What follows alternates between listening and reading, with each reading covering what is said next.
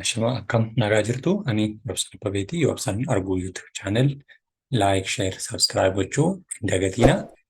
Egaa barnoota saayinsii naannoo kutaa 5ffaa boqonnaa lammaffaa barannoo lammaffaasaa barannoo tokkoffaasaa keessatti waa'ee saayinsii ifa taasisuu kan jedhu mata dureewwan godhannee ilaallee turre. Amma immoo mata duree xiqqaa barannoo lammaffaasaa bishaan kan jedhu ilaalla jechuudha. Bishaan kan nuti beeknu haa ta'u iyyuu malee bishaan immoo akkaataa saayinsiitti falkaalee meeqaan argama yookiin immoo akkaataa kamiin beekuu dandeenya isa jedhu kan waliin ilaallu ta'a. Robsaan Arguu YouTube channel like, share, subscribe gochuu hin dagatina. Egaa inni tokkoffaan faayidaa bishaaniiti yookiin immoo falkaalee bishaan keessatti argamu yookiin immoo falkaalee meeqaan akka bishaan argamu kan ilaallu ta'a. Yeroo kana isiniin jedhu namoonni baay'een waa'ee bishaanii beekna hoo jechuu dandeessu. Haa ta'u garuu haga beeknu caalaa kan nuti hin beeknetu baay'ee waan ta'eef hanga tokko baruudhaaf nu gargaara. Yeroo warri beektanis warri hin beeknes dhaggeeffachuu hin nufiinaan isiniin jedha. Egaa bishaan dhangala'oo halluu dhandhama foolii dhabeessaa fi ifa of keessa dabarsuu danda'u bishaan jenneetu fudhanna yookiin immoo bishaan dhangala'oodha. Dhangala'oo yookiin halluu kan hin qabne yookiin immoo dhangala'oo kan akka gosa halluu tokkotti kan nuti ilaaluu dandeenyudha. Akkasuma dhandhama hin qabu bishaan qulqulluun dhandhama kamiyyuu hin qabu jechuudha. Foolii illee hin qabu bishaan qulqulluun yoo makaawwan adda addaatti daballee foolii addaa laachuu danda'a malee akkasuma ifa of keessa dabarsuu dandeettii kan qabu bishaanidha jechuudha. Bishaan garbaa, galaanaa, haroo fi bokkaa uumuuf kan gargaarudha. Innis immoo bishaan jechuun urkuu isaatiin bishaan falkaa dhangala'oo jajjaboo fi gaazii jedhamuu ni danda'a.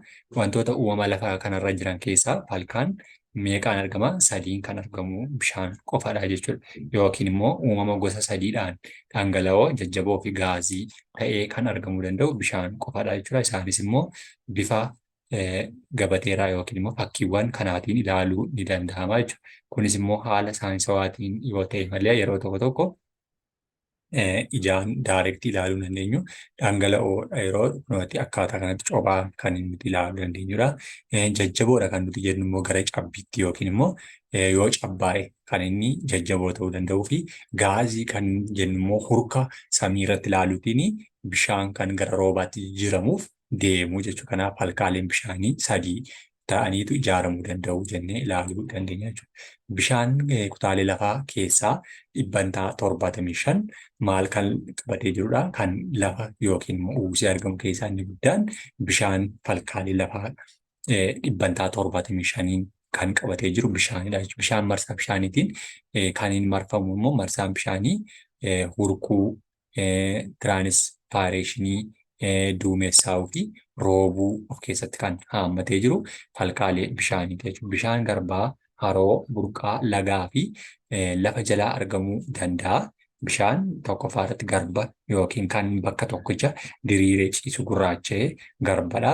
Haroo kan namni kuuse yookiin immoo kan uumamaan kuufamee jiru burqaawwan xixiqqoo lageen yaa'anii fi lafa jalaa argamuu danda'u. Boolla gadi fagoo kan meeshaa fayyadamuutiin baasuu danda'an jechuudha. Maddoota hundarraa hurkuutiin immoo marsaan isaanii maal ta'u? Bishaan seenaa jechuudha. Hurki wantoota tokko falkaa dhangala'oo irraa gara falkaa gaazii yookiin immoo hurkaatti jijjiiramu falkaalee dhangala'oo irraa jechuudha. Dhangala'oo irraa gara falkaa gaaziitti dhangala'oon kun hurkaa gaafa gara samiitti asii ol hurku gara gaaziitti yookiin immoo gara hurriitti jijjiiramaa jechuudha. Inni sun immoo gara hurkaatti gaaziitti jijjiiramee jenna. Kun hurki bishaanii karaa duumessaa'uu yookiin immoo kondenseeshin kan jedhamuutiin immoo maal ta'a?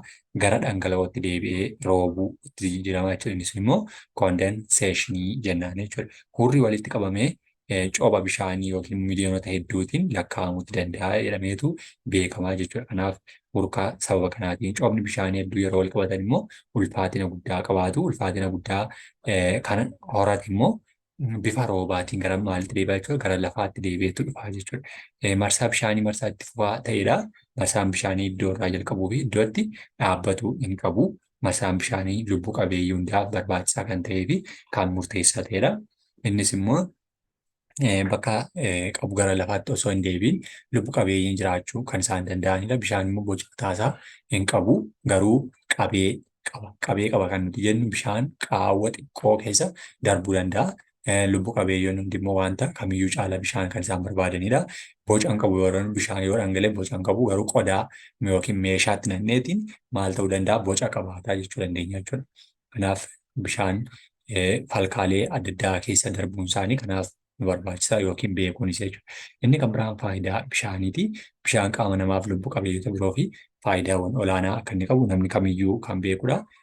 Bishaan wantoota adda addaa bulbuluuf kan inni nu fayyadu. Bishaan lubbu qabeeyyii keessatti wantoota adda addaa bulbuluuf, nyaata bulbuluuf, wantoota jajjaboo ta'an ittiin laaffisuuf fi kanneen kana fakkaatan nu fayyada. Bishaan hancufa uumuuf gargaara. Hancufni bishaanii inzaayimoota keessaatti kan inni argamu. Innis immoo bishaan ruqoolee hancufaa keessaa isa ijoo ta'uu isaatiin kan inni beekamudha.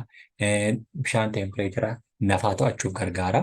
Bishaan gahaa qaama keessaa qabaachuun teempireechara nafa yookiin qaama keenya to'achuuf murteessaadha. Naannoo ho'aa yeroo sochiin qaamaa gaggeeffamu bishaan dafqaatiin nafa keessaa dhabamsiifama. Kun immoo teempireechara nafaa akka gadi bu'u taasisa. Bishaan dafqaan bahe immoo akka hin buune yookiin immoo teempireecharri keenya akka malee yookiin ol ka'ee ho'iinsi keenya akka ol hin daballe yookiin immoo akka garmalee gadi hin buuneef kan murteessu bishaanidha jechuudha. Bishaan karaa dafqaa yookiin fincaanii fi bobba'aatiin xurii dhabamsiisuuf illee ni gargaara. Nafti dafquu, fincaa'uuf, sochii bobbaaf nama fayyadan keessaa tokkodha. Bishaan gogiinsa bobbaa ittisuuf illee ni gargaara. Nyaata barii yookiin immoo nyaata coomni itti baay'atee gogiinsa bobaattiif ni oolcha. Kanaaf gargaarsa gahaa fudhachuuf illee gogiinsa ittisuuf ni gargaara jechuudha. Bishaan bullaa'insaaf ni oola. Nyaataan dura yeroo nyaataa fi nyaataan booda bishaan qulqulluu dhuguun immoo nyaanni jiidhee salphaatti akka caccabuuf gargaaran keessaa tokkodha. Bishaan xuuxama dhangaalee keessatti illee gahee olaanaa qabata. Akka bullaa'u nyaanni gargaaru dabalatee bishaan viitaaminoota albuudota dhangaalee nyaata biroo wal buluuf akka xuuxamaniif illee ni gargaara. Bishaan dhibeewwan adda addaa ittisuuf illee ni oola. Isaan keessaa kanneen akka gogiinsa bobbaa yookiin immoo garaa kan jennu, dhagaa kalee keessaa, faalamuu ujummoolee fincaanii, dhiibbaa dhiigaa olaanaa fi kan kana fakkaatan illee ni gargaara. Bishaan gogaan akka cululuqu taasisa. Gogaan bishaan gahaa argachuun akka cululuqu yookiin bareedu taasisa. Bishaan gogiinsa nafaa ittisa. Gogiinsi nafti bishaan gahaa argachuu dhabuudhaan akka hin miidhamne yookiin akka wal xaxaa kan hin taane nu gargaaran keessaa isaan duraati. Namni bishaan guyyaatti immoo fudhachuu qaban keessaa immoo dhibban ta'an 20 nyaata irraati kan inni argamu. Nyaata kana keessaa bishaan parsantii 20 arganna yookiin immoo wantoota nu fayyadan keessaa achi keessa arganna. Inni kan biraan immoo ga'eessota yookiin hammi bishaanii namoota ga'eessota dhiiraaf dubartii barbaachisummaa qabudha. Dhiira guyyaatti bishaan burcuqqoo 15.5 liitirii yookaan immoo 3.7 barbaada. Dubartiin immoo guyyaatti bishaan burcuqqoo 11.5 liitirii jedhamee kan inni beekamudha. Bishaan kunis immoo faayidaalee inni nuuf laatu keessaa guddina biqilootaaf barbaachisaa. Bishaan nyaata qopheeffachuuf, nyaata dhiqachuuf, uffata miiccachuu fi kanneen kana fakkaatan faayidaawwan bishaanii hedduu kaasuu dandeenya. Bishaan bashannanaaf ni oola. Fakkeenyaaf bishaan daakuu, qurxummii kiyyeessuuf, bishaan annisaa elektiriikii maddisiisuuf, bishaan qonnaaf ni oolu jechuudha. Kanneen kana fakkaatan faayidaawwan bishaanii keessaa isaan duraati jechuudha. Inni kan biraan safara. Safara jechuun immoo wantoota tokko meeshaa keessa keenya hanga isaa yookiin immoo hanga kanaa jennee ittiin safaruudhaaf nu safarri adeemsa qaamaa hammi isaa hin beekamne tokko qaama hammi isaa beekamu waliin wal bira qabanii ilaaluudhaan safaruu jennaan. Safarri wantoota yuunitii fi lakkoofsaan yeroo durii dhalli namaa maal gochaa turuu fi qaamolee fiizikaalaa kanneen akka yeroo hangaaf dheerina safaruun meeshaa safara aadaa fayyadamaa tureera. Mala aadaatiin yeroo ibsamu immoo aduun baatu barii yommuu aduun gara mataa gubbaa dhuftu waaree yommuu aduun lixxu immoo galgala jechuudhaan kan isaan fayyadamaa turanii. Inni kun gara saayinsiitti yeroo jijjiiramus immoo safartuu jenneetudha. Kanneen akka taakkuutiin waan tokko safaruu, dhundhumaa safaruu, tarkaanfiidhaan, miilaan, faanaan, koomee keenya jalaatiin kan nuti safaru warreen kun safartuu jedhamanii beekamoo jechuudha. Kan aadaatiin amma midhaanii safaruuf meeshaalee kanneen qalqalloo, haasaa, quunnaa yookiin gundoo fa'aa kanneen akka kana fakkaatan kuntaala yookiin gundoo kan jennu gundoodhaan garuu bifa xaasaa kana fudhatanii quunnaa jedhama. Xaasaa yookiin midhaan kana kan keeshaa keessa jirutti safaruuf gundoo keessa kan jiru kuntaalaan safaranii baruudhaaf kanneen gargaaran kan aadaati jechuudha. Meeshaalee kanneen akka wuubboo, waancaa yookiin geeba, coocoo fi kanneen kana fakkaatan yookiin caachuu isa jennu mala aadaatiin qabee dhangala'oo safaruuf kan gargaaran keessa warreen kun jechuudha. Wuubboo yookiin okkotee isa jennu, buqqee yookiin caachuu, cuuccoo isa jedhamu jechuudha. Guddinni saayinsii yeroo inni dabalaa deemu keessatti immoo yuunitiin maalitti jijjiirama gara ammayyaatti yeroo inni geeddaramu immoo yuunitiin kunis wantoota waltawaa safara ittiin yuunitii isa ittiin safaran keessatti yuunitiin waltawaa dheerina maal ta'a meetira, yuunitiin waltawaa sekoondii immoo saadhaan, yuunitiin waltawaa kiloogiraama kaagaadhaan kan isaan bakka buusanii safaraa turan keessa warreen ammayyaati jechuudha. Inni kan biraan dheerina hanga yeroo qabee fi teempireechara safaruuf dheerina safaruudhaaf wantoota nu barbaachisan keessaa inni muraasni dheerina fageenya qabxiilee lama jidduu jiru yuunitiin waltawaa dheerina meetiraa kun maalla meetira jennaan. Fakkeenyaaf fageenya mana barumsaa fi mana kee jidduu jiru yookaan dalgee fi hojjaa daree yeroo himtu hamma dheerina safaramee himaa jirtaa jechuudha. Inni kunis immoo milimeetiraan yookiin seentimeetiraan yuunitiiwwan kanaan himuu dandeenya jechuudha.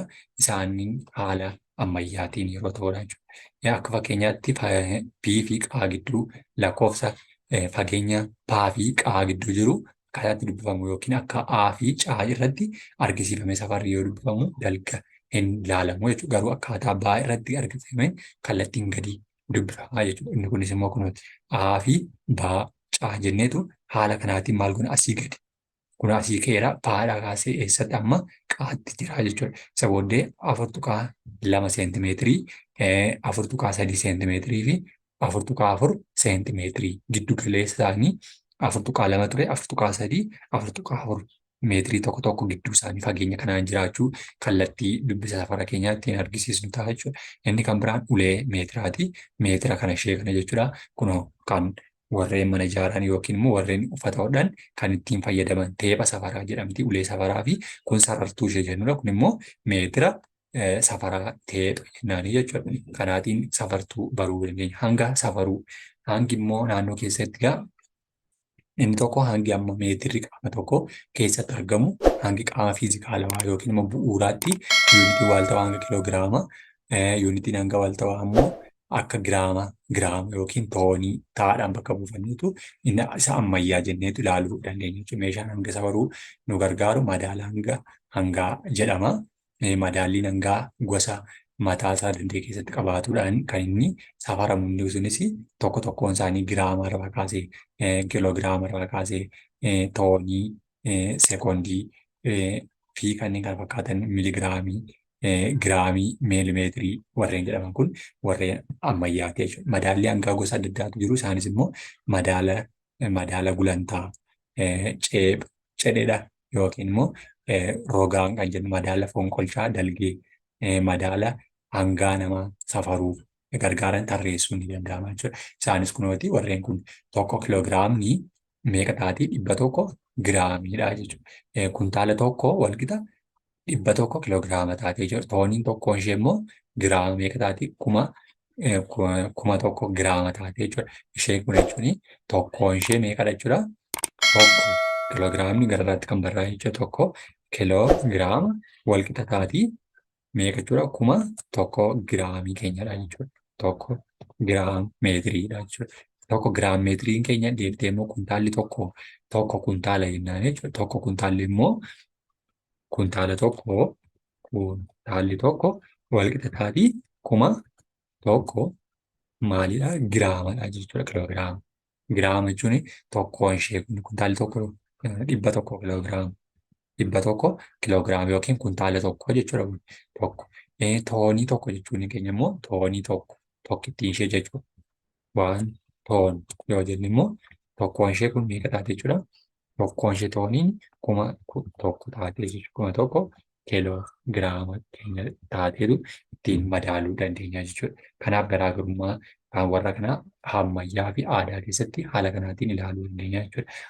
Isaanis kunooti giraama yookiin immoo yeroo itti safartuu, hangaa, giraama, madaaltuu walqixaa wantoota ammayyaa keessatti haala kanaatiin warreen kun hundi isaanii warreen ammayyaa akaakuu madaala hangaa adda addaa yookiin immoo ammayyaa haala kanaatiin ilaaluu warreen dandeessanidha jechuudha. Warri kuni haala kanaatiin hanga safaraa yookiin immoo yeroo keenya baruu dandeenya. Inni kan biraan yeroo safaruu. Yeroo safaruu kan jennu yeroon akkamitti safarama? Yeroon immoo yeroo mataasaa dandeenye kan inni ilaalamu yookiin madaalamu. Yeroon itti jalqabaa fi xumura gochaa tokko kan ibsu yeroo jennaan jechuudha. Yuunitiin waaltawaa yeroo sekoondiidha. Gararraatti akkuma ilaalle sekoondii jennee adda baasna yookiin immoo yeroo kan ittiin safaru sekoondii meeshaa yeroo safaru sa'aatii jedhama. Inni immoo maala yeroo yookiin immoo yeroon kun sa'aatii 2 sa'aatii 3 jennee kan ittiin beeknu yeroo safarru immoo sa'aatiidha jechuudha. Sa'aatiin adda addaatu jiru. Isaanis immoo sa'aatii minjaalaa yookiin sa'aatii bakka waa ta'e irra taa'u fi sa'aatii harkaa kan namni harkatti godhatuuf kan fakkaatanidha jechuudha. Isaan kun egaa harka tokko tokko safartuu lakkoofsa sa'aatii daqiiqaa fi sekoondii kana qabu jechuudha. Lakkooftuun kun sekoondii yommuu marsaa tokko naannoftuu lakkooftuun daqiiqaa tokko sochiitti kun immoo daqiiqaa tokko ta'uu argisiisa jechuudha. Isaanis kun daqiiqaan tokko walqixxataa sekoondii 60, sa'aatiin tokko daqiiqaa 60 qabdi, guyyaan tokko sa'aatii 24 qabdi, torban tokko guyyoota 7 qabdi, jiini tokko guyyoota 30 qabdi, waggaan tokko guyyoota 365 yookiin 366 waggaa afuritti al tokko 66 kan isheen taatu jechuudha yookiin 65 irra yeroo hedduu kan isheen deddeebitu waan ta'eef jechuudha. Kanaaf haala kanaatiin safaruu dandeenya jechuudha. Marsaa tokko naannoo sa'aatii 12dha. 12 ishee immoo guyyaa tokko yoo jenne yeroo marsaa tokko keessatti marsaan sa'aatii 24 lakkoofte jechuudha. Garuu sa'aatii keenya irratti 12 sa'aatiin minjaalaa ishee kana fakkaatti. Sa'aatiin harkaa ishee kana kan namni harkatti kaawwatu jechuudha. Sa'aatii harkaa diiskoo ishee kun haala ammayyaa kun immoo haala salphaa ta'een ilaaluuf ishee dandeessisu keessatti warra qoodamanidha jechuudha. Warreen kun safaraa jennaan yeroo keenya qabee safaruu inni dhuma. Qabee safaruun immoo maatiriin bakka ni qabata.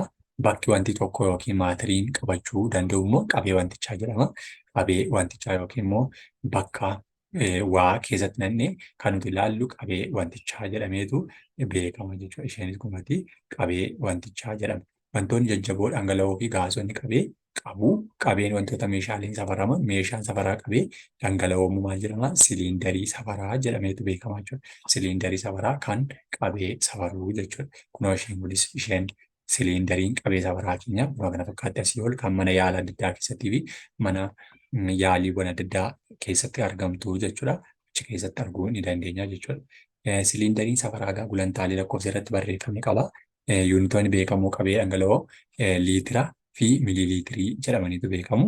Yuunitiin waaltawaa akka addunyaatti irratti waliigalu garuu liitiriidha jechuudha. Liitiriin akka addunyaatti waliigalaa waan safartuu sanaa ittiin beekamudha jechuudha. Miiliiliitirii hariiroo qabu jechuudha. Liitiriin tokko walqixa miiliiliitirii 1000 taati. Siliindarii safara gargaaramuuf qabee safaruuf immoo adeemsa armaan gadii dhangala'oo safaramu siliindarii safaraatti naquu. Siliindarii safaraa bakka walqixaa irra kaa'uu. Qixa dhangala'oon ga'e irraan dalga dubbisuu bakka dhangala'oon ga'e irraa lakkoofsi yoo hin jiraanne qoodama isaa xixiqqaa lakkaa'anii beekuudhaan kan nu barbaachisu siliindarii keenya irrattidha jechuudha. Inni kan biraan teempireecharadha. Teempireechara waan tokko keessattis egaa teempireecharri haala inni ittiin nu fayyadu yookiin nu gargaaru jennee kan nuti ittiin adda baasuu dandeenyu keessaa isa duraa fi isa jalqabaati jechuudha. Siliindarii keenya keessattis akkuma gararraatti ilaalle siliindarii keenyatti teempireechara yookiin ho'iinsa yookiin immoo diilallaa'insa kan nuti ittiin addaan baasnu guyyaa immoo ho'a ta'uu yookiin haalli qilleensa ganama qorra ta'ee yoo guyyaa immoo ho'a ta'uu danda'a. Safarri ho'iinsaa yookiin immoo qorrinaa kun immoo teempireechara jedhama jechuudha. Teempireechara jennee teempireecharri wantoota aadaatiinis ta'e mala ammayyaatiin ni safarama. Innis immoo haalota namoonni naannoo isaanii ittiin hubatanii yookiin baranidha. Fakkeenyaaf teempireecharri qaama namaa fayya qabeessa tokko 37 digirii seelsheesii yookiin immoo digiriidha. Namni mala aadaatiin gogaa isaanii yookiin immoo gargaaramuun ni ho'a yookaan ni qorra jechuun immoo teempireechara isaa kan isaaniitiin adda baasuu danda'anidha. Inni teempireecharri wantoota sirriitti hin himu. Teempireechara wantoota sirriitti hin himu yookiin meeshaan safara teempireechara addunyaa irratti beekamaa ta'e teermoomeetirii jedhama. Inni sirrii yookiin immoo inni dhugaasaa kan himuu danda'u teermoomeetirii jedhama. Teermoomeetirichi kun akaakuuwwan teermoomeetirii warreen kana sadan arfantu jiru. Isa guddaa, xiqqaa fi giddu galeessaa fi haala kanaatiin kan nuti beekuu dandeenyudha jechuudha. Inni kan biraan maddoota annisaati. Maddoonni annisaa hedduun isaanii jiraachuu danda'u. Maddoota annisaa keessaa inni tokkoffaan dalagaa tokko dalaguudhaaf annisaan barbaachisaadha yookiin nyaanni jechuudha. Meeshaalee sochoosuuf, bu'aa bahachuu fi kanneen kana fakkaataniif annisaa barbaachisaadha. Annisaan immoo maddi annisaa immoo inni tokkoffaan wantoota garaagaraa irraa argama. Wantoonni annisaa nuuf laatan keessaa inni tokkoffaan maddoonni annisaa keessaa inni muraasni aduu, nyaata, boba'aa, bubbee, bishaan, sochoo harka lafa keessaa bahuu fi qoraan, haftee lubbu qabeeyyii wantoota boba'uu danda'a. Baawwamaa gaasii warreen jennu cilee dhagaa fi kanneen kana fakkaatan maddoota annisaati jechuudha. Barbaachisummaan annisaan immoo humna waan tokko ittiin sochoosu. Annisaa nyaatarraa argamu guddina sochii qaama keenyaaf kanneen akka kana fakkaataniif. Annisaa irraa argamu konkolaataa akka socho'u, warshaalee akka socho'an kanneen taasisan, bubbee bishaan irraa argamanis annisaa elektiriikii maddisiisuu, annisaa qoraan irraa argamu nyaata bilcheessuu, ifaa fi ho'a kennuudhaaf kan gargaaru maddoota annisaati. Inni kan biraan sagaleedha. Sagalee jechuun immoo akaakuu annisaa ta'ee hollannaa wantootaatiin kan uumamu. Sagaleen ta'ii gurraan mirkaneeffatu wantoonni sagalee maddisiisan hedduun madda sagalee jedhamu. Hollannaa adda addaa sagalee adda addaa yeroo uuman madda sagalee sana keessaa wantoota dheerina, furdina, rukkina wantootaaf kanneen kana fakkaatan irratti kan hundaa'udha. Gosoota sagaleeti. Gosoonni sagalee lamatu jiru. Miireffannaa gurraa namaa irratti hundaa'uun sagalee gosa lamatti qooduu dandeenya yookiin namatti toluu isaatiin sagalee dhaga'amuu fi sagalee hin dhaga'amne yookiin immoo calleensa jennu jechuudha. Sagalee dhaga'amu sagalee gurri namaa miireffachuu danda'u, dhaggeeffatee namatti dhaga'amu jechuudha. Sagaleen hin dhaga'amne immoo sagalee gurri namaa miireffachuu hin dandeenye. Sagaleen akkasii kun gurra namaatti maal ta'u dhaga'amuu baatullee bineeldonni biroo tokko tokko dhaga'uu danda'u jedhamee yaadama. Sababiin isaa bineeldonni tokko tokko dandeettii miireffannaa addaa sagalee dhaga'uu waan qabaniif jechuudha. Inni kan biraan daddabarsa sagaleeti. Sagaleen madda isaarraa gara birootti yeroo darbu wantoota keessa darbuu barbaada. Wantoonni sagaleen keessa darbu immoo yaa'a jedhama. Yaa'i kun immoo molaakiilota irraa ijaarama. Sababa hollannaa molaakiilota yaa'a kanarraa kan ka'e immoo sagaleewwan yaa'a darbuun gurra keessa bira kan inni gahuu danda'udha jechuudha. Walumaa galatti sagaleen daddarbuuf yaa'a wantoota jajjaboo dhangala'oo fi gaazii barbaada jechuudha. Kana malee immoo haalli sagaleen ittiin wantoota kana sadan keessa ittiin darbu tokko miti. Sababni isaas immoo molaakiiloonni jajjaboo dhangala'oo fi kanneen gaazii caalaa walitti siqanii waan argamaniifidha. Waan argamaniif immoo saffisni sagalee jajjaboo keessaa kan dhangala'oo fi gaazii ni caalu jechuudha. Maaliif rukuttaawwan sibiilonni yeroo walitti bu'an dafee fagootti dhageessuudhaan akkasuma molaakiiloonni dhangala'oo kan gaaziirraa walitti siqanii waan argamaniif immoo sagaleen gaaziirraa dhangala'oo keessaa saffisaan daddarbu. Sagaleen immoo vaakiyuumii yookiin bakka duwwaa ta'e keessa immoo gonkumaa darbuu waan hin dandeenyeef duwwaa ta'a jechuudha. Boqonnaa lammaffaa kanuma irratti kan golobnu ta'a. Yoo isin tole yoo ibsan arguu YouTube channel.